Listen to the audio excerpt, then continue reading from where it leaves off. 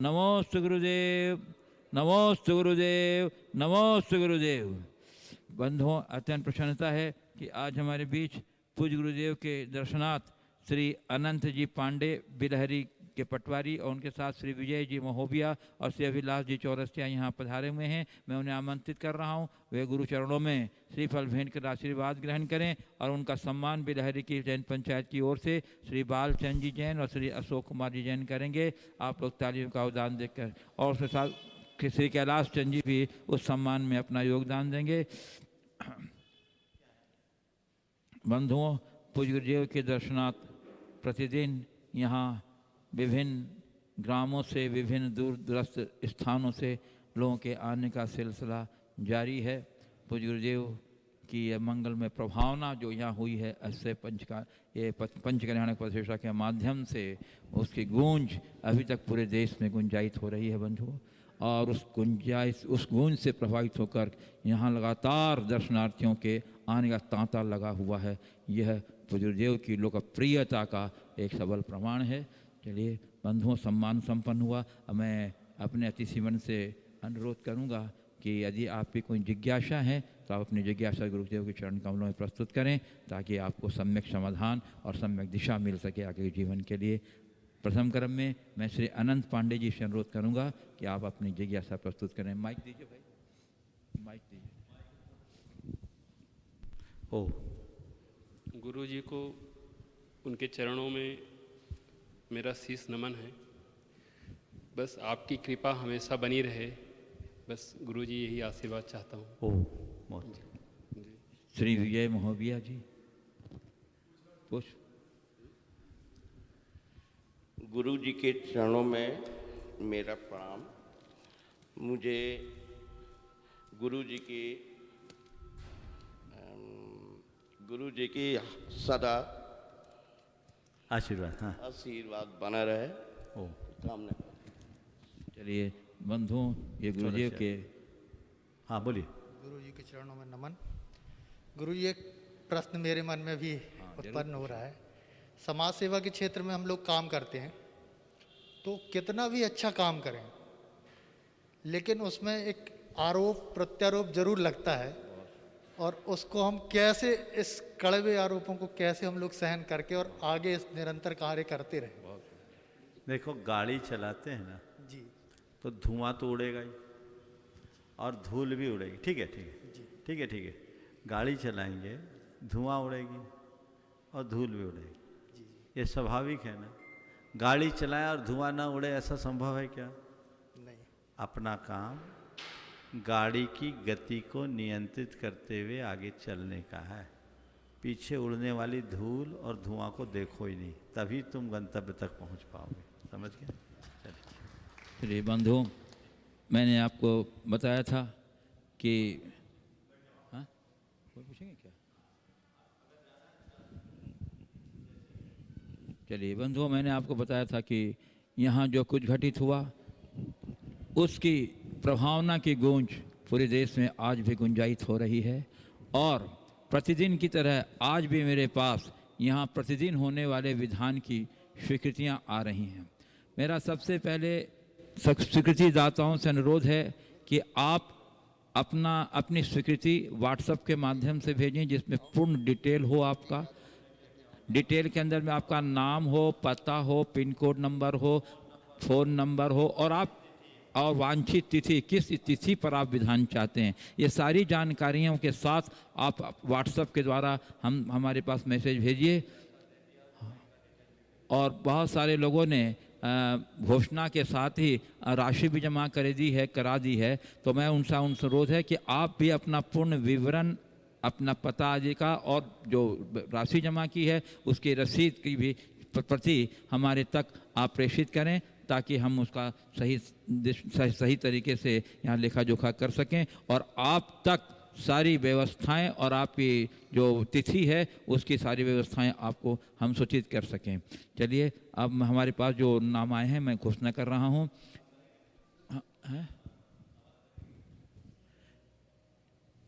Doctor साहब, श्रीमती गरिमा तुषार हिया Jain, Sydney Australia. Doctor Kamal Kumar, doctor Shefali Mahak, Bhavya Jain Guwahati Assam. Shri ये सभी एक एक दिन की घोषणा है मैं कर रहा हूँ, जो विशेष होंगे मैं उनको घोषणा कर दूंगा। जिनका नाम घोषणा नहीं कर रहा हूँ कितने दिन का है, तो आप समझिए कि एक एक दिन का है। Doctor Kamal Kumar, doctor Shefali Mahak, Bhavya Jain Guwahati Assam. Shri Suresh Kumar, Shrimati Meera Gaurav Simran Jain San Francisco America. Shrimati Pratima Kasliwal Mumbai. Shri Chiranjeev Lal ji की पुण्यतिथि हेतु श्रीमती पद्मा प्रेमचंद अभय मनोज जैन रेवाड़ी वाले जयपुर। श्री विमल कुमार जी किरण जी जैन। डॉक्टर विमला, श्रीमती शोभा मंजू काला लाल कोठी। श्री जीवन कुमार नीतू जैन बांद्रा उत्तर प्रदेश। श्रीमती वीरश्री शीतल पाटिल, नाम नहीं लिखा है, पाटिल और बंधु नहीं है, नहीं है। श्री सकेश कुमार, श्रीमती सुनीता सागर। श्री सुरेंद्र कुमार सपन सपना सत्यम वेदिका जैन जबलपुर। श्री जिनेन्द्र कुमार सुशीला अक्षय सारिका निकिता जैन पथरिया। श्रीमती शुभ्रजी जैन कानपुर। श्री सम्यक पांड्या इंदौर। श्री ताराचंद जी पाटनी जयपुर। श्रीमती पद्मा सोंधिया कुमारी मानसी जैन जबलपुर। हर्षित जैन के जन्म दिवस के उपलक्ष्य में श्रीमती तारामणि देवी ललित सारिका आदित्य जैन इम्फाल मणिपुर। ऋषभ जैन जन्म दिवस के उपलक्ष्य में श्री विजय रेखा श्रेया महिमा जैन इम्फाल मणिपुर। श्री अंकित जी सर्राफ भोपाल। श्री महेंद्र कुमार, श्रीमती चमेली देवी गोधूलाल लक्ष्मीनारायण गंगवाल गया बिहार। ये इन्होंने तिथि दी है 5 दिन, इन्होंने 5 दिन की अपनी स्वीकृति दी है, बहुत बहुत साधुवाद। श्री नीरज धीरज हीरा देवी जैन मदनगंज किशनगढ़ राजस्थान। श्री अनिल, श्रीमती मंजू अखिल अदिति जैन ललितपुर। सोऊ सौभाग्य कांचनी अंबुजा बापूराव किट्टू कर्नाटक। श्री राजेश कुमार चांदनी जैन छपन सागर मिर्जापुर। इन सभी महानुभावों ने एक एक दिन की स्वीकृति दी है। और बंधु इसके साथ एक स्वीकृति और है हमारे पास। श्री फागुन श्रेणिक हर्ष जैन बड़ौदा। श्री रमेश चंद जी भजन सागर जी राजेश कुमार जी मोहित चांदनी मानसी जैन सब परिवार कटनी। श्रीमती कांति देवी राजेश सिंघई मनोज राजीव अर्चना ओजस जैन। श्री रितु विशाल जी जैन बेंगलोर। श्री धर्मचंद जी श्रीमती पुष्पा जैन भोपाल। श्री अनिल मंजू अखिल अदिति जैन ललितपुर। श्रीमती सूरज जी डॉक्टर यशपाल जैन मकरोनिया सागर। श्री महेश चंद जी निर्मल सुनील सीमा अभिषेक शशांक जैन। डॉक्टर पीएन जी जैन मुंबई कैंसर रोग विशेषज्ञ। श्री बाबूलाल, श्रीमती सुनीता शिखा विशाली पीयूष जैन चित्तौड़गढ़ राजस्थान। श्रीमती सुषमा राजकुमार आयुष जैन अकलतरा। श्री विलास रतनलाल गंगवाल नासिक महाराष्ट्र। इन सभी महानुभावों ने एक एक दिन की अपनी स्वीकृति दी है। और अभी भी कुछ स्वीकृतियाँ आई हैं हमारे पास। स्वर्गीय श्री सुरेश चंद जी संतोष कुमार जी वरदान जी जैन पहाड़ी निवार जिला उसी मध्य प्रदेश। श्री अमर चंद जी संदीप कुमारी जैन मेन रोड राहतगढ़ जिला सागर। ये इन सभी महानुभावों ने एक एक दिन की अपनी विधान की स्वीकृति है। मैं आपका बहुत बहुत उदारता का सम्मान करता हूं और आप अपनी स्वीकृतियां भेजते रहिए।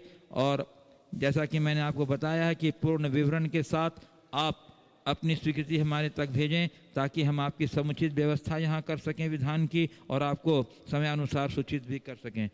हाँ, अब पूज्य गुरुदेव मैं आपकी अनुमति से कुछ ऑनलाइन जिज्ञासुओं की जिज्ञासाएं आपके समक्ष प्रस्तुत कर रहा हूं समाधानार्थ।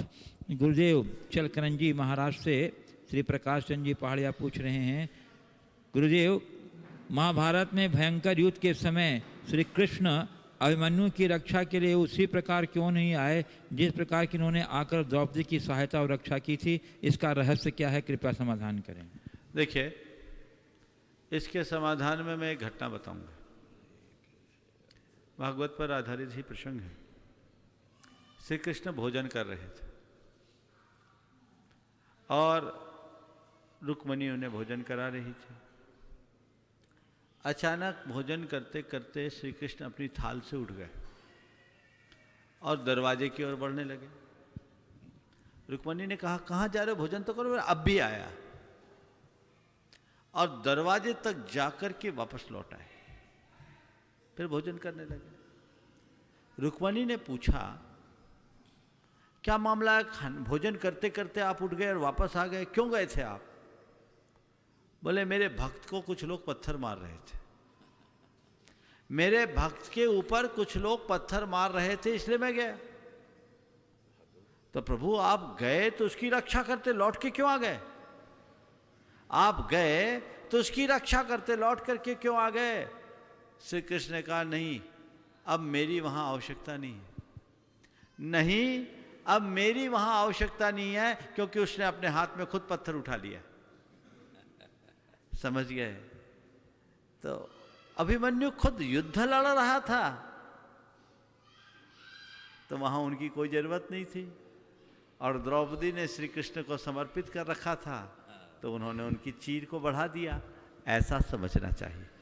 पूज्य गुरुदेव, भोपाल मध्य प्रदेश से अमन जैन कह रहे हैं, गुरुदेव मेरा प्रश्न ये है कि बहुत सी जगह हमने ये देखने को मिलता है कि बड़े बुजुर्ग लोग हमेशा बहुत सारी पुरानी वस्तुएं, पुरानी चीज़ों को बहुत संभाल कर रखते हैं, भले काम आए या ना आए। इस संबंध में मेरी जिज्ञासा ये है कि वे लोग क्या सोचकर इकट्ठा करते हैं, और परंतु वास्तु के हिसाब से तो ये तो फालतू चीज़ें नेगेटिव ऊर्जा का कारण बनती हैं, वास्तु दोष से उचित नहीं है, तो इसके पीछे उनकी क्या मंशा रहती है? देखिए, पुरानी चीज़ों को पूरी तरह से नकारात्मक ऊर्जा का प्रसारक कहना ठीक बात नहीं है। बहुत सारी पुरानी चीज़ें ऐसी होती है जो बड़े काम की होती है, बशर्ते हमने उसे सलीके से रखा। हम एक संस्थान में गए थे, उस संस्थान में सारी फालतू की चीज़ों के माध्यम से इतना सुंदर इंटीरियर किया गया था कि देख करके मन दंग रह गया। मैंने और तो और जाने दीजिए, नारियल की नरेटी तक का इस्तेमाल किया गया था। तो चीज़ें हों और हम उनका सलीके से प्रयोग करें तो उसका प्रभाव बहुत अच्छा पड़ता है। पुराने लोगों ने चीज़ों को संग्रहित करके रखा है, और हमने ये भी देखा और सुना है कि कई बार लोग दिवालिया हुए तो कबाड़ खाने की चीज़ों से भी अपने जीवन की फिर से शुरुआत किए, घर के बर्तन बेच करके भी किए। तो अगर पुराने लोग चीज़ों को संग्रहित करके रखते हैं तो उसे व्यर्थ नहीं समझना चाहिए। हाँ, उसे थोड़ा व्यवस्थित करने का प्रयत्न करना चाहिए, उसे एक धरोहर मानकर रखना चाहिए। हाँ, जो चीज़ें पूरी तरह जीर्ण शीर्ण अनुपयोगी हो गई हो उसे विसर्जित करना चाहिए, उसका व्यामोह नहीं करना चाहिए। लेकिन पुरानी चीज़ों के प्रति उपेक्षा का भाव भी नहीं रखना चाहिए। किसी की ये पंक्तियाँ बहुत सार्थक है कि रद्दी समझकर आपने फेंका था कल जिसे, रद्दी समझकर आपने फेंका था कल जिसे, मुझको उसी किताब ने जीना सिखा दिया।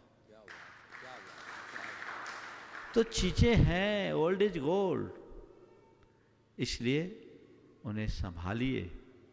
वो उसमें हमारी बहुत सारी भावनाएं भी जुड़ी होती है, और उन्हें सलीके से प्रयोग में लीजिए। पूज्य गुरुदेव, नागौद जिला सतना से स्पर्श जैन सिंह ही कह रहे हैं, महाराज श्री, मेरा प्रश्न यह है कि मंत्र क्या है? मंत्र पढ़ने से, जाप देने से हमारे जीवन में क्या प्रभाव पड़ता है? हम जब किसी को भी, हम लोग को प्रॉब्लम होती है तो आप लोग जाप बता देते हैं, मंत्र बता देते हैं कि इस मंत्र का जाप करो तो सुधार आ जाएगा। तो महाराज जी, आखिर मंत्र इतना पावरफुल क्यों है और इसका क्या प्रभाव हमारे जीवन में पड़ता है और इसकी रचना कैसे होती है? देखिए, मंत्र शब्द क्या है? मन धातु में त्रप प्रत्यय से मंत्र शब्द बना है। जो हमारे मन की रक्षा करे उसका नाम मंत्र है। समझ गए? जो हमारे मन की रक्षा करे वो मंत्र है, अथवा मंत्र का अर्थ रहस्य है, जिसमें अनंत रहस्य छिपे रहे उसका नाम मंत्र है। जब हम शब्द में असीम शक्ति होती है, अनंत शक्ति होती है, और शब्दगत शक्ति का विस्फोट उसमें उससे जुड़ी हुई श्रद्धा से होता है। अगर हम श्रद्धापूर्वक किसी शब्द को दोहराएं तो उसमें बहुत सारी ऊर्जा प्रस्फुटित होती है। किसी भी अक्षर को सश्रद्धा यदि हम दोहराते हैं तो वो हमारे जीवन का कायाकल्प कर देती है। ध्वनि की तरंगों का प्रभाव आज किसी से छिपा नहीं। कहते हैं कि ध्वनि की तरंगे जब 18,000 साइकिल पार कर जाती है तो पराध्वनि हो जाती है, अल्ट्रासाउंड वेव बन जाती है, और उस पराध्वनि अश्राव्य हो जाती है, सुनने में नहीं आती, लेकिन उसका प्रभाव बहुत घना होता है। उससे बड़े बड़े ड्रिल कर दिए जाते हैं, आजकल तो सर्जरी भी करते हैं। तो इसी तरह जब हम निरंतर बार बार दोहरा करके मंत्रोच्चार को करते हैं तो हमारे द्वारा उच्चारित किए गए मंत्रों से अनेक प्रकार की ऊर्जा प्रकट होती है, और वह ऊर्जा हमारे चित्त की शुद्धि से लेकर हमारी अनेक प्रकार की भौतिक समस्याओं का भी समाधान देती है।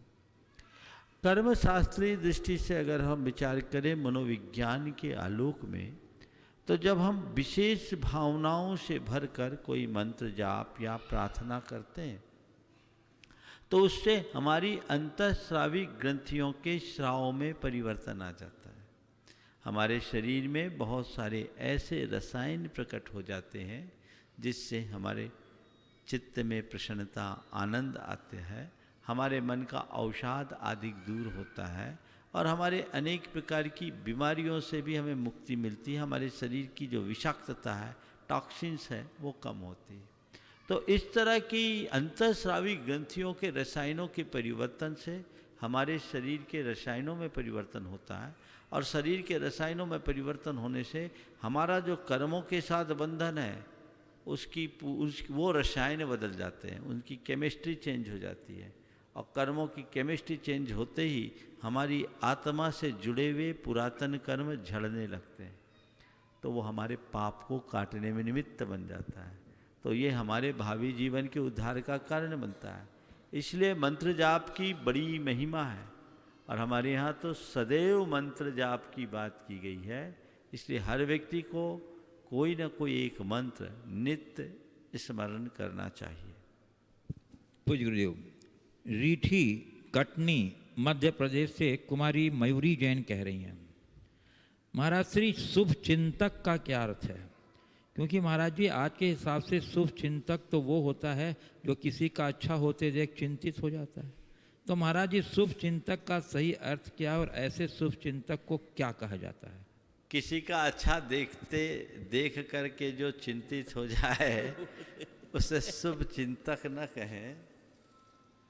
हालांकि आजकल ऐसे शुभ चिंतकों की भरमार हो रही है, पर शुभ चिंतक का अर्थ ये नहीं। शुभ चिंतक वह है जो सामने वाले के विषय में हमेशा अच्छा सोचे।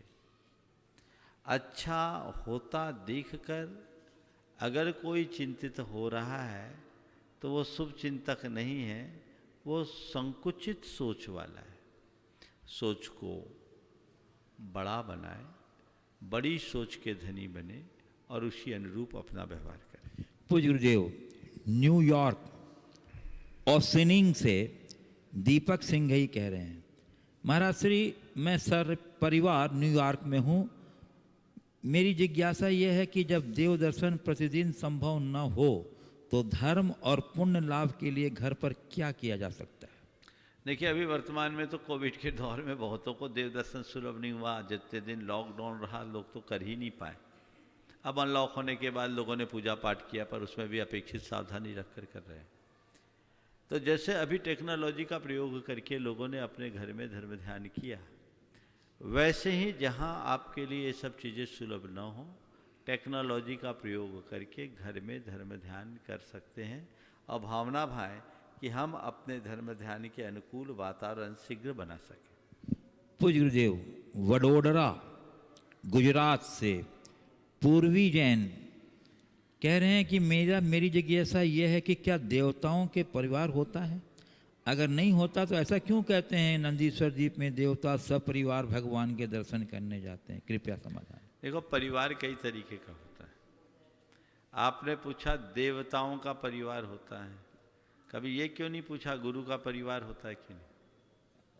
बोलो। जिनके बाल बच्चे होते हैं उनका परिवार होता है, ये तो केवल स्थूल कथन है। अरे सारा संसार ही परिवार बन सकता है। परिवार तो परस्पर के प्रेम और आत्मीयता का नाम है। गुरुजनों का भी तो परिवार होता है। गुरु भक्त जितने जुड़े सब एक गुरु परिवार के हैं। हमारे यहाँ शास्त्रों में कुल शब्द का प्रयोग है, समझ गए? कुल के दीक्षादायक गुरु के कुल में जितने भी है सब गुरु भाई हो गए। तो इसी तरीके से एक देव के परिकर में रहने वाले उसके जितने सहचर अन्य देव होते हैं वे सभी उसके परिवार के देव कहलाते हैं। पूज्य गुरुदेव, कुमारी चारू जैन कटनी मध्य प्रदेश से कह रही हैं, मैं किसी चीज़ को सेल्फ रिस्पेक्ट के लिए त्याग देती हूँ तो लोग कहते हैं ये बहुत अकड़ वाली है। तो गुरुदेव, मैं किसी चीज़ को किस प्रकार त्यागूं कि मेरा सेल्फ रिस्पेक्ट भी बना रहे और वह दुनिया को मेरी अकड़ न लगे?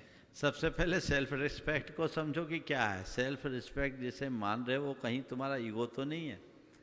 प्रायः लोग अपने अभिमान को ही स्वाभिमान मानने की भूल कर देते हैं। सेल्फ रिस्पेक्ट का मतलब ये नहीं है कि मेरा सब जगह सम्मान हो। सेल्फ रिस्पेक्ट का सही अर्थ ये है कि मैं ऐसी सावधानी रखूं कि मेरा कहीं अपमान न हो। मान की इच्छा रखना अभिमान है और अपनी गरिमा को बनाए रखने का नाम स्वाभिमान है। यदि किसी ने मुझे समुचित आदर नहीं दिया, इसे मैंने अपने स्वाभिमान पर आघात समझा, तो ये हमारी बड़ी कमजोरी है। मैंने ऐसा कोई काम ही नहीं किया कि मेरे स्वाभिमान को आघात पहुंचे। पहला प्रयास ये करना चाहिए। तो अपनी गरिमा को बनाए रखना हमारी पहली प्राथमिकता होनी चाहिए। और सेल्फ रिस्पेक्ट अगर आप चाहते हैं तो यही है कि कोई कुछ भी कह दे, आप उससे अधिक प्रभावित ना हो, नज़रअंदाज कर दे। जहाँ हमारा समुचित सत्कार न हो वहाँ से सुरक्षित दूरी बना ले।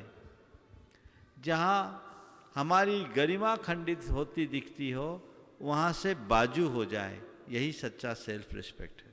पूज्य गुरुदेव, गोपालगंज सागर से श्री राजेश जैन आरआई कह रहे हैं, गुरुदेव कहा जाता है कि हृदय ऐसा हो जो कभी सख्त ना हो, स्वभाव ऐसा हो जो कभी थके नहीं, स्पर्श ऐसा हो जो कभी तकलीफ ना दे।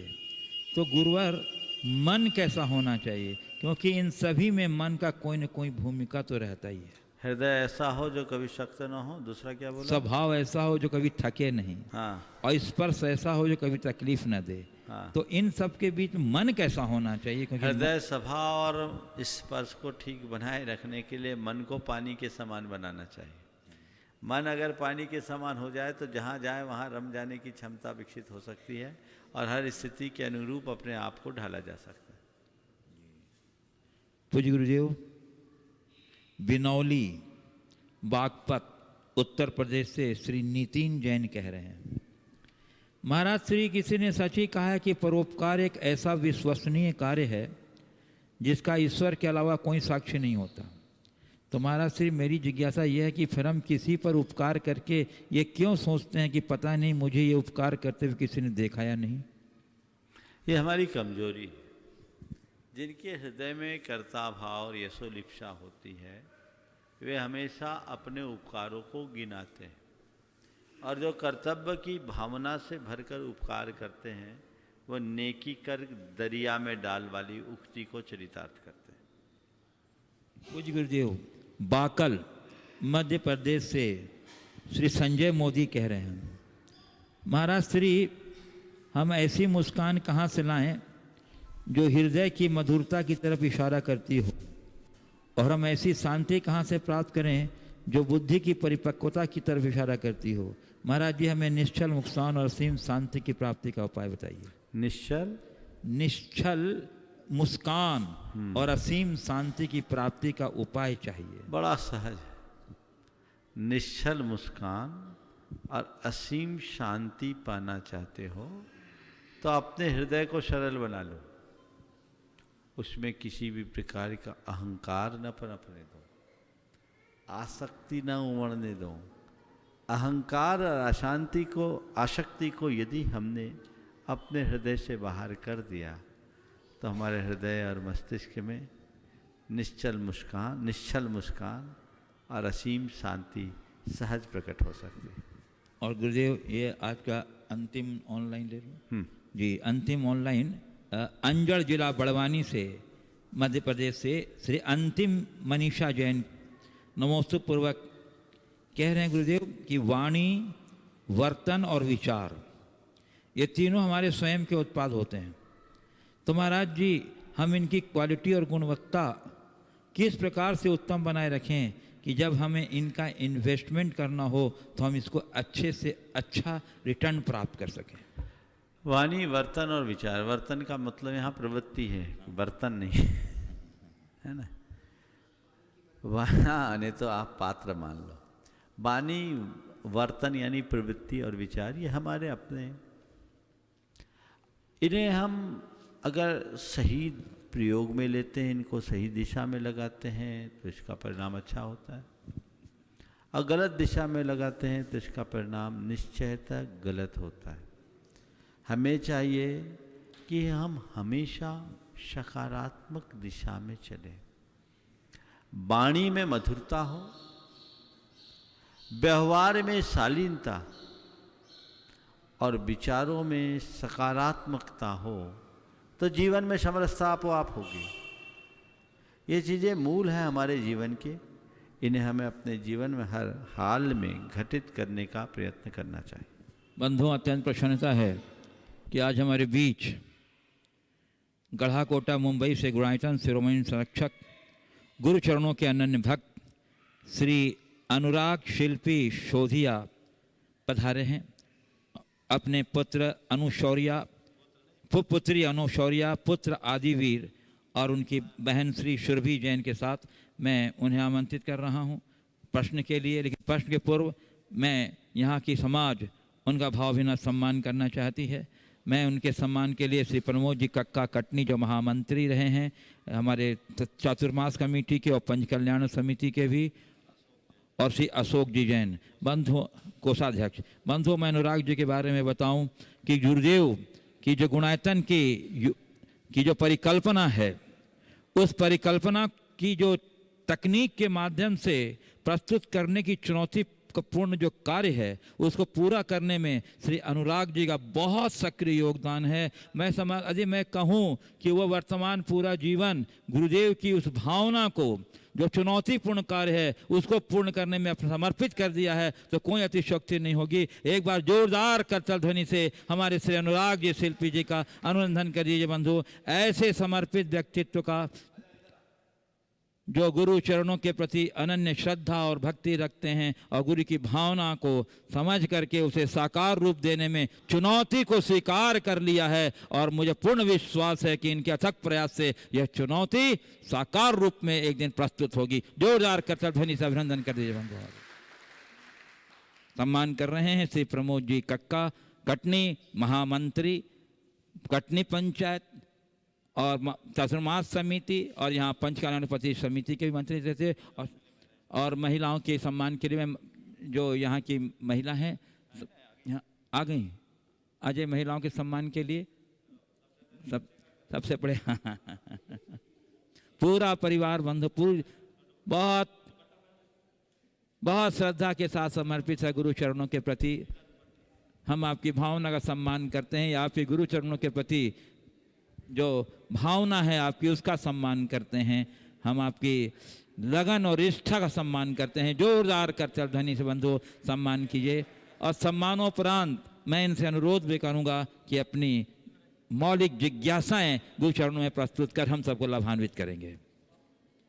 चलिए सम्मान का यह क्रम चल रहा है। निश्चित ही यह बिलहरी के समाज वाले अपने को बड़ा सौभाग्यशाली मान रहे हैं, ऐसे गुरु भक्त परिवार को अपने बीच पा करके और उनको सम्मानित करके वो अपने आप को बड़े उपकृत महसूस कर रहे हैं।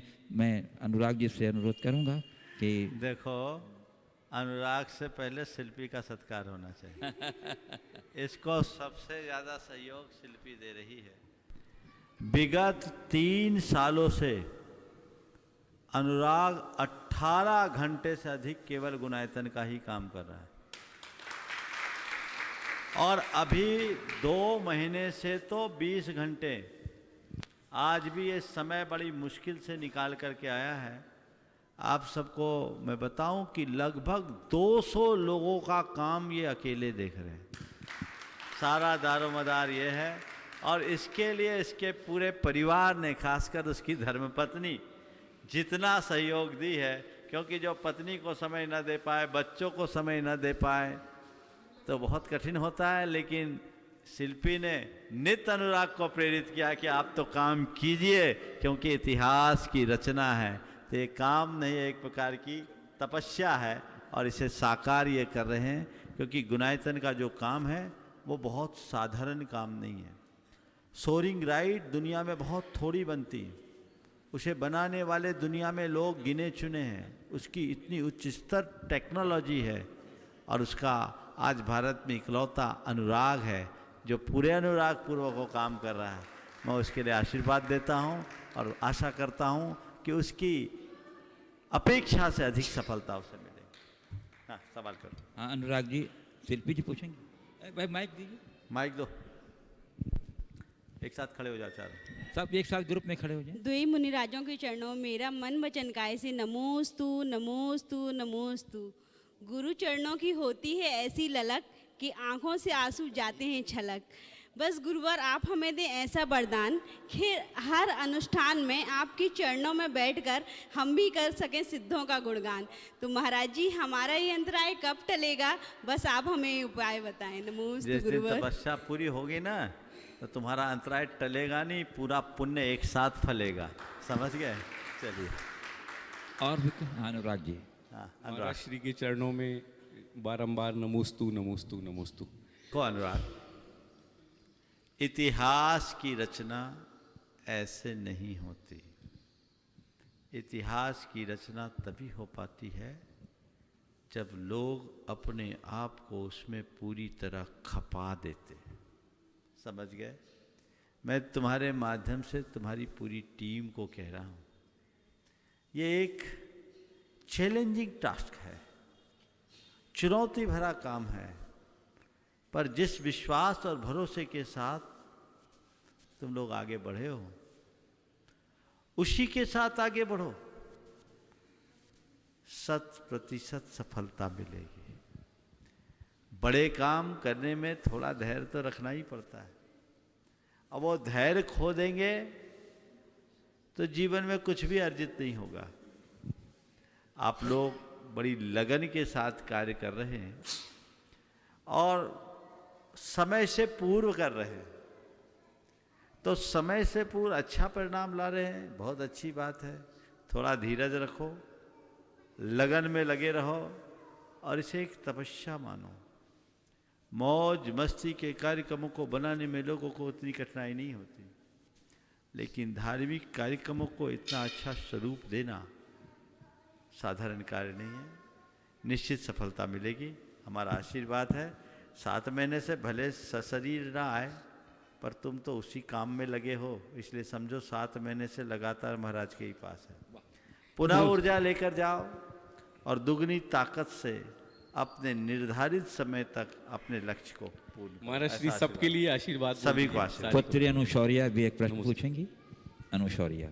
नमोस्तु महाराज जी, नमोस्तु। आपके आशीर्वाद से मैं प्रतिभा स्थली तो चली गई, पर मैं प्रतिभा स्थली के संस्कारों और परिवार के मोह को बैलेंस में कैसे करूं? महाराज जी, आपके आशीर्वाद से मैं प्रतिभा स्थली तो चली गई, पर प्रतिभा स्थली के संस्कारों और परिवार के मोह को बैलेंस में कैसे करूं? प्रतिभा स्थली के संस्कारों और परिवार के मोह को संतुलित कैसे करें, बहुत अच्छी बात है। सबसे पहली बात तो प्रतिभा स्थली के संस्कारों को इस कदर आत्मसात कर लो कि परिवार का मोह फिर अपने आप हावी नहीं होगा। परिवार के मोह की जगह परिवार के प्रति तुम्हारा कर्तव्य दिखने लगेगा और तुम्हारी संस्कार की छाप तुम्हारे परिवार में भी पड़ने लगेगी। यही सबसे अच्छा हो। नमोस्तु हाँ। महाराज। चलिए बंधुओं, अब मैं सुरभि जी पूछ लीजिए। महाराज जी, आज मेरा जन्मदिन है, तो मैं अपना जन्मदिन किस तरह से सफल बनाऊं?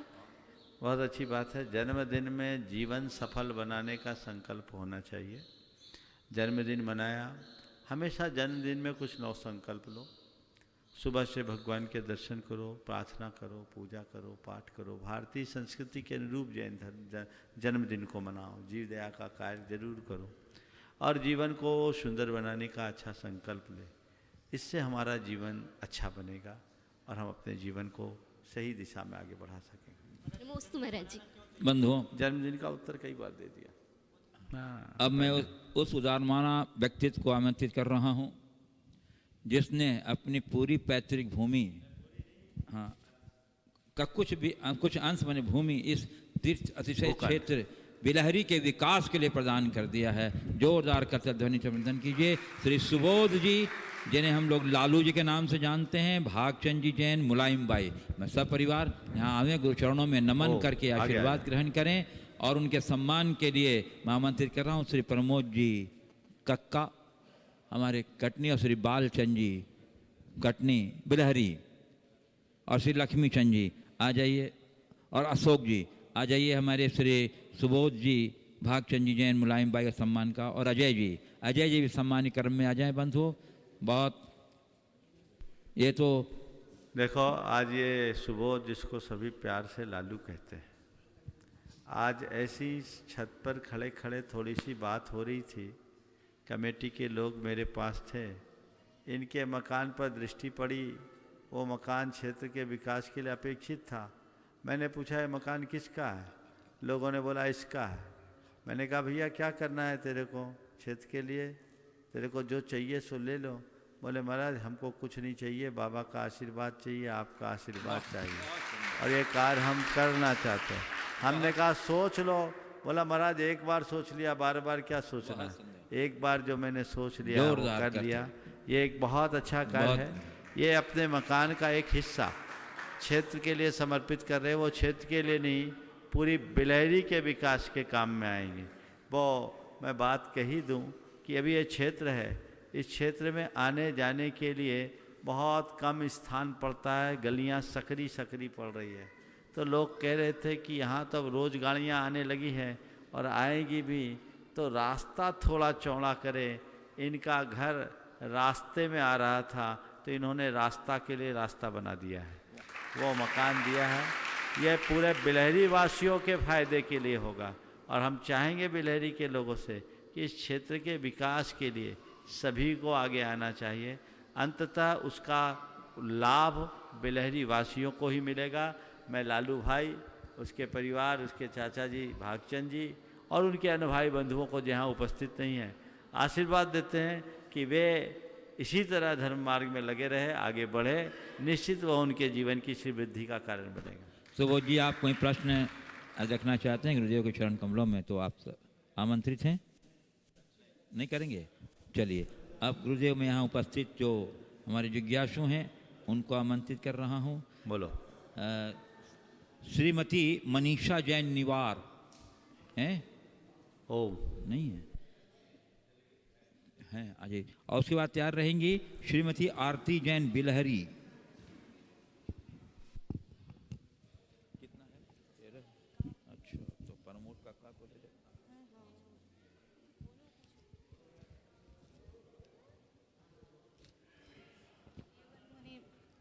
युगल महामुनि राजों के चरणों में मेरा त्रिवार नमोस्तु नमोस्तु नमोस्तु। महाराज श्री, मेरा ये प्रश्न है कि आज के समय में वास्तुशास्त्र के हिसाब से घर, दुकानें आदि बनवाते हैं, क्या इसका प्रभाव व्यक्ति के विचार स्वभाव में पड़ता है एवं क्या यह धर्म से भी संबंधित है? देखिए, वास्तु के संदर्भ में मैंने अनेक बार प्रकाश डाला है। वास्तु है, ज्योतिष है, व्याकरण है, ये सब लौकिक चीज़ें हैं।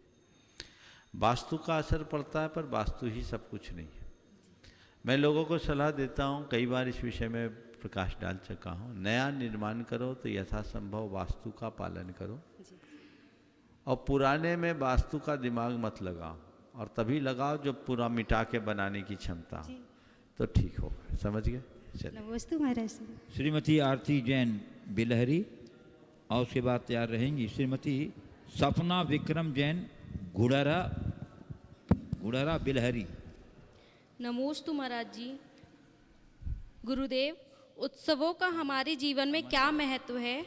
आज पारंपरिक उत्सवों की जगह नए नए उत्सव प्रचलन में बढ़ गए हैं और इनका प्रचलन काफ़ी तेज़ी से बढ़ता जा रहा है। मैं ये जानना चाहती हूँ गुरुदेव कि नए नए उत्सवों का आयोजन कहाँ तक उचित है और कहाँ तक सकारात्मक है? देखिए, उत्सवों का हमारे जीवन में बड़ा महत्व है। उत्सव हमारे धार्मिक, सामाजिक और सांस्कृतिक चेतना के उद्दीपन के आधार है। पर उत्सव जब आते हैं, हमारे अंदर एक नया उत्साह संचरित होता है, हमारी भावनाएं प्रगाढ़ होती है और उससे हमारा जीवन बेहतर बनता है। लेकिन आजकल मीडिया का युग है, बहुत सारे ऐसे उत्सव, रोज़ कोई ना कोई डे आ जाता है, लोग उसको अपने तरीके से मनाते हैं। हमें उन्हीं उत्सवों का और उसी तरीके से उत्सवों को आयोजित करना चाहिए जो हमारे धार्मिक, सामाजिक और सांस्कृतिक मूल्यों को बढ़ावा दे, जिससे हमारी सांस्कृतिक मूल्य प्रभावित हो। हमें ऐसे व्यर्थ के आडंबरपूर्ण उत्सवों से बचना चाहिए। श्रीमती सपना विक्रम जैन बिलहरी, और उसका तैयारी कविता जैन दिल्ली। देव जल्दी।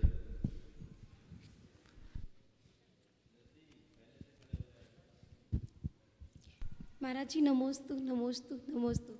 महाराज जी, मेरा एक क्वेश्चन ये है कि शब्द और सोच दूरियां बढ़ा देती हैं, ऐसा क्यों? और महाराज जी, थोड़ा सा दूसरा क्वेश्चन ये है कि कांच की चूड़ियों को सुहागन बोलते हैं और सोने की चूड़ियों को क्यों नहीं बोलते? बस इतना। शब्द और सोच दूरियां बढ़ा देती है जी। इसे पलट दें तो शब्द और सोच दूरियां मिटा देती है, ऐसा भी तो है। जी। शब्द में ताकत है। एक शब्द है जो दो को जोड़ दे और एक शब्द है जो अनेकों को तोड़ दे। जी। वाणी ऐसा सम्मोहन है जो हजारों लाखों को एक सूत्र में पिरो दे, और वाणी में ऐसा विस्फोट है कि हजारों को तार तार कर दे। तो हम कैसे शब्दों को प्रयोग कर रहे हैं, सब कुछ उस पर निर्भर है। जी। और हमारे वचन हमारी सोच पर निर्भर करती है। सोच ही हमें चढ़ाता है, सोच ही हमें गिराता है। अच्छी सोच जीवन की उन्नति का आधार है, तो बुरी सोच पतन का कारण। तो सही सोच लेकर के चलें, सही परिणाम निश्चित घटेंगे। जी। दूसरी बात, हाथ में कांच की चूड़ी को सुहाग का प्रतीक माना जाता है, सोने की चूड़ी को क्यों नहीं? ये सवाल आपने पूछा है। देखिए, एक परंपरा है, चूड़ी को हाथ का एक बड़ा आभूषण है जो हर सुहागिन स्त्री के हाथ में रखा जाता है। कांच और सोने का जो अंतर है, उसके पीछे मुझे एक भावना समझ में आती है। कांच कमजोर होता है, कभी भी टूट जाता है। जी। संभवतः चूड़ी इसीलिए कांच की रखी जाती है कि वे अपने दाम्पत्य को सुरक्षित बनाए रखने के लिए सतत सचेत बने रहे। ये चूड़ी कहीं से टूट न जाए। मूल्य सोने का अधिक है, जी। पर कांच का नहीं। पर कांच उपयोगिता ज़्यादा दिखा रहा है। शायद ये कारण हो, चूड़ी में खनक हो पर वो स्थायी बने, टूटे ना। खनक मिटे नहीं। हमारे दाम्पत्य में हमेशा टिकाऊपन बना रहे, ये सजगता बनाए रखने के लिए हो सकता है कांच की चूड़ी को सुहाग का प्रतीक बना दिया गया। ऐसे अलग अलग परंपरा है। कुछ परंपराओं में हाथी दांत की चूड़ी की परंपरा है, कुछ परंपराओं में उसी तरह के अन्य आभूषणों की है। ये एक हमारी सामाजिक परंपरा है। जो भी बिंदी आदि तो अलग है ही, लेकिन चूड़ी में भी हाथी दांत की परंपरा आप बंगाल और झारखंड के महिलाओं के हाथ में देखेंगे तो वो चूड़ी अनिवार्यता, शंख की भी चूड़ी होती है। तो एक अलग अलग परंपराओं के अनुरूप। जी महाराज जी नमस्ते। कविता जैन दिल्ली, और उसके बाद तैयार रहे कुमार अमन जैन बिलहरी। द्वय मुनिराजों के चरणों में मेरे और मेरी परिवार की ओर से कोटि से नमोस्तु गुरुदेव, नमोस्तु गुरुदेव, नमोस्तु गुरुदेव। गुरुदेव, मेरा नित्य प्रतिदिन नियम है कि मैं मंदिर में गोला चढ़ाती हूँ, और हमारे मंदिर के मूल नायक महावीर भगवान हैं, लेकिन 6 वेदी हैं, तो क्या नित्य प्रतिदिन महावीर भगवान के सामने ही गोला चढ़ाना है या फिर मैं कहीं भी चढ़ा सकती हूँ? मैं एक सवाल करता हूँ, मंदिर में जो पूजा करते हैं आप भी करती होंगी? हाँ जी। एक वेदी में करती कि सभी वेदी में करती? एक ही वेदी में करती। और दर्शन? दर्शन सभी के करती हूँ गुरुदेव। तो अष्टद्रव्य कहाँ चढ़ाती? सभी जगह। वो तो अर्घ है, पूजा जहाँ करेंगे वहीं चढ़ेंगे। तो जैसे हम पूजा एक जगह करते हैं, दर्शन सब जगह कर सकते हैं, हमारे मन में कोई सवाल नहीं होता। ऐसे ही गोला एक जगह चढ़ाओ, अर्घ सब जगह चढ़ाओ, सवाल ही क्यों? जी गुरुदेव, एक छोटी सी बस एक ही। कुमार अमन जैन बताया रहेंगे श्री प्रमोद कुमार जी कक्का कटनी। नमोस्तु भगवान। नाम महाराज जी? महाराज श्री मेरा प्रश्न है कि आजकल ध्यान के लिए, क्योंकि सभी व्यक्तियों को शांति की आवश्यकता रहती है, और जो हमारे धर्म में ध्यान की परिभाषा है, या फिर कहते हैं कि शुद्धोपयोग को प्राप्त करने के लिए, अंतिम ध्यान को प्राप्त करने के लिए आपको वस्त्र का त्याग करना पड़ेगा, तो इसके कारण क्या बहुत से लोग हमारे धर्म के ध्यान से विचलित होकर अन्य धर्म के विपश्यना, सक्रिय, नो माइंड मेडिटेशन, इस ध्यान की ओर आकर्षित हो जाते हैं। तो महाराज श्री जी, इसी के अंतर्गत जो म्यूजिक में ध्यान होता है, या फिर एक प्रकार से आजकल ये भी प्रचलन में आ गया कि टीवी तोड़ो, घर तोड़ो, ये सब तोड़ते जाओ, और इसमें हमारे अंदर की जो ग्रंथि है, क्रोध है, वो निकल जाता है। तो ये कहाँ तक महाराज जी उचित है कि इसके द्वारा हमारा क्रोध शांत होता है? देखिए, कई तरह की थेरेपियाँ और कई तरह की पद्धतियाँ चली है। हमारे जैन धर्म में ध्यान को बहुत महत्व दिया, और सबसे सरलतम ध्यान जैन धर्म में। परम ध्यान के लिए हमें निर्गंथ होना जरूरी है, पर इसका मतलब ये नहीं कि आप अभी ध्यान न कर सको। हमारे यहाँ ध्यान का मतलब क्या है? हमारे ध्यान का मतलब है सहज बने रहना ही ध्यान है। रीढ़ सीधी करके बैठने का नाम ध्यान नहीं। कुछ भी दिखे, कुछ भी सामने आए, उसमें राग द्वेष न करने का नाम ही ध्यान है। माँ मुझ्झा माँ दुस्सा माँ चित्था किम भी जैन होई थुरो, माँ मुझ्झा माँ रज्जा माँ दुस्सा इठ नित्य अथेशु, स्थिरमिच्छम जय चित्तम विनप विचित्र ध्यान प्रसिद्धि। यदि तुम विचित्र ध्यान की सिद्धि के लिए अपने चित्त को स्थिर करना चाहते तो कुछ मत करो। इष्ट अनिष्ट पदार्थों में न राग करो, न द्वेष करो, न मोह करो।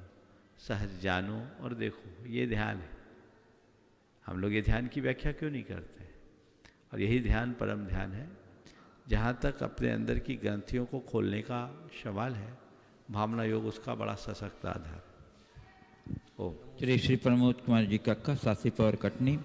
और उसके बाद मैं प्रार्थना करूँगा परम पूज्य गुरुवर श्री अरह सागर जी महाराज चरण कमलों में, क्योंकि सारे दर्शक बड़े उत्कंठा से आपके उपयोगी प्रश्न को सुनने के लिए लालायित बैठे हैं। हाँ, उसके बाद समय शेष रहा तो मैं और जिज्ञासु जो यहाँ पर उपस्थित हैं उनको लूँगा। मुनिदय के चरणों में अनंत कोटि नमोस्तु। गुरुदेव, इतना बड़ा महोत्सव आपके चरण सानिध्य में संपन्न हुआ, उस समय तो कार्य की इतनी आपाधापी थी कि सोचने का समय भी नहीं था।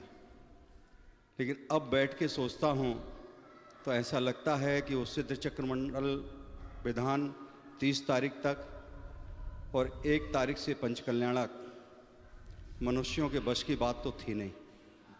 ये तो देवकृत अतिशय आपके परम सानिध्य में आपकी भक्ति और तपस्या का ये फल है कि ये कार्यक्रम इतना आनंद संपन्न हुआ, जिसमें एक सुई भी किसी की चोरी नहीं गई, किसी से बात विवाद नहीं हुआ, कोई दुर्घटना नहीं घटी और सारे कार्यक्रम यूं चलते रहे अनायास कि अब तो सोचते हैं तो सोच भी पीछे रह जाती है। दूसरी बात यह है गुरुदेव, इतने पूर्वज हमारे इस परिसर में रहे, मंदिर भी यहीं था, पूर्वज भी यहीं थे, लेकिन क्या कारण था कि वो प्रतिमा इस परिसर में उनको समझ में नहीं आई? क्या कारण था कि वो समय काल नहीं आया? क्या कारण था कि मंदिर का जीर्णोद्धार इतने समय तक रुका रहा? क्या इनका भी कोई समय काल निश्चित था? देखिए, बहुत अच्छी बात आपने की। निश्चित ये कार्यक्रम बहुत ही व्यस्तता के साथ हुआ। लगातार सिद्धचक्र विधान में सब लगे रहे। वो बहुत बृहद अनुष्ठान जिसमें 3-3 बजे दिन तक सुबह से लोगों को लगे रहना पड़ा। और 1 तारीख से ये कार्यक्रम, आपने कहा ये मनुष्यकृत नहीं देवकृत है। मैं समझता हूँ, आपके वाक्य में थोड़ा संशोधन करता हूँ कि सिद्धचक्र विधान की विशुद्धि से सभी कार्यकर्ताओं के अर्थ में, पूरी बात सुनो, सिद्धचक्र विधान की विशुद्धि से सभी कार्यकर्ताओं के हृदय में देवत्व प्रतिष्ठित हो गया। इसलिए इस कार्यक्रम में 4 चांद लग गए। वो एकदम सकारात्मक होकर दुगने उत्साह के साथ लग गए, शक्ति आ गई। और फिर यहाँ के बड़े बाबा का प्रभाव तो सबको पता है ही। और वो कार्यक्रम संपन्न हुआ, गुरुदेव का आशीर्वाद था और ये एक अच्छा निमित्त था। कोविड के काल में भी इस तरह के आयोजन ऐसे संपन्न हुआ जैसे आम दिनों में होता है। ये बहुत बड़ी उपलब्धि है। जहाँ तक उन हमारे पूर्वजों का सवाल है, 200 वर्ष से वो प्रतिमाएं दीवारों में चिनी हुई थी, उनके हाथ में नहीं आई, किसी को पता नहीं लगा, बाहर से तो दीवार दिखती थी। निश्चित ये हम सबका सौभाग्य है कि हमारे काल में ये प्रतिमाएं प्रकट हुई। अगर 25-50 साल का और अंतराल हो जाता तो हमारा भी नंबर नहीं आता। तो एक उक्ति है, भव भागन वस जोगे बसाए। अच्छी वस्तुओं का, अच्छे संयोगों का लाभ परम पुण्य के उदय से ही होता है। आप हम सब इस अर्थ में महान भाग्यशाली हैं कि ऐसे ऐसे मनोग जिन बिंबों को अपने कर कमलों से भव्य जिनालय में विराजमान करने का सौभाग्य पाया है। मैंने पहले भी कहा था कि आभार व्यक्त करो उन लोगों का जिन्होंने अपने द्रव्य से ऐसे भगवानों को बनाया और आज हमें उन्हें पधराने का सौभाग्य मिल रहा है। हमारे भाग्य से बच गए। न जाने कितनी जिन प्रतिमाएं यहाँ ध्वस्त हो गई। आज हर घर के बाहर कोई पत्थर दिखता है तो मुझे किसी न किसी मंदिर के अवशेष के रूप में दिखता है। गिलबिलेरी का वैभव बिखरा पड़ा हुआ है, दूर दूर तक देखो तो आज भी अनेक मंदिरों के शिखर नजर आते हैं। तो ये इस बात का प्रमाण है कि बिलहरी धर्म नगरी रही और यहाँ के सभी लोग धार्मिक रहे और यहाँ जैनों का बाहुल्य रहा और उन लोगों ने जिन मंदिरों की स्थापना की। आज ये सौभाग्य आप सबको मिला है, प्रतिष्ठा हो गई। अब वे लोग भाग्यशाली होंगे जो यहाँ आकर भगवान के दर्शन का सौभाग्य प्राप्त करेंगे और अपने जीवन को कृतार्थ करेंगे। परम पूज्य महाराज श्री, बिना किसी भूमिका के आपके सामने छोटा सा प्रश्न रखता क्योंकि समय कमती बचा है। हाँ। तो महाराज श्री अपने भीतर की परम आनंद को कैसे, केंद्र को कैसे ढूंढें? अपने भीतर के परम आनंद के केंद्र को कैसे ढूंढें? आप श्री के चरणों में। देखिए, भीतर के आनंद के केंद्र को ढूंढना नहीं है, केंद्र में रमना है। और भीतर के आनंद के केंद्र में रमने का बड़ा सहज और सरल सा उपाय है, बाहर के शोर को खत्म कर दो। बाहर के शोर से मुक्त होकर अंतर्मुख हो जाए और हम अपने भीतर यदि केंद्रित होते हैं तो भीतर का सारा शोर शांत होगा और वो हमारे जीवन को परम सफल कर पाएगा। समय आप सबका हो गया, यहीं पर विराम। बोलिए परम पूज्य आचार्य गुरुवर श्री विद्यासागर जी महाराज।